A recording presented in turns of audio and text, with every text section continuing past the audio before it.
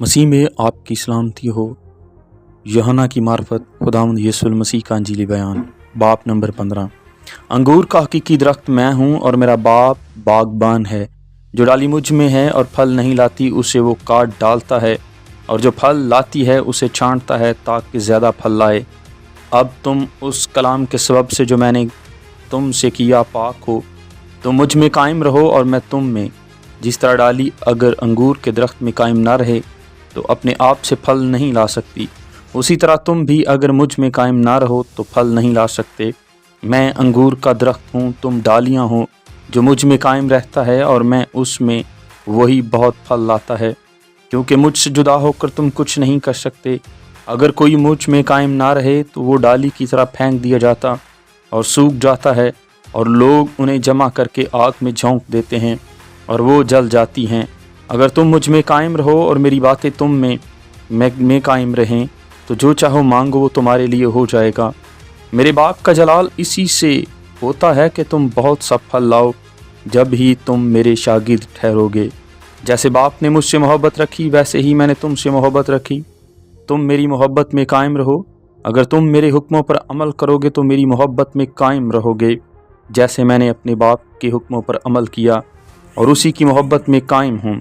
میں نے یہ باتیں اس لیے تم سے کہیں کہ میری خوشی تم میں ہو اور تمہاری خوشی پوری ہو جائے۔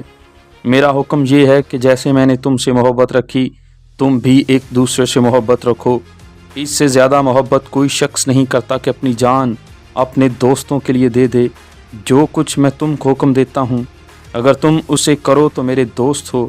اب سے میں تمہیں نوکر نہ کہوں گا، کیونکہ نوکر نہیں جانتا کہ اس کا مالک کیا کرتا ہے، بلکہ تمہیں میں نے دوست کہا ہے، اس لیے کہ جو باتیں میں نے اپنے باپ سے سنی وہ سب تم کو بتا دیں۔ تم نے مجھے نہیں چنا بلکہ میں نے تمہیں چن لیا اور تم کو مقرر کیا کہ جا کر پھل لاؤ اور تمہارا پھل قائم رہے، تاکہ میرے نام سے جو کچھ باپ سے مانگو وہ تم کو دے۔ ان باتوں کا حکم اس لیے دیتا ہوں کہ تم ایک دوسرے سے محبت رکھو۔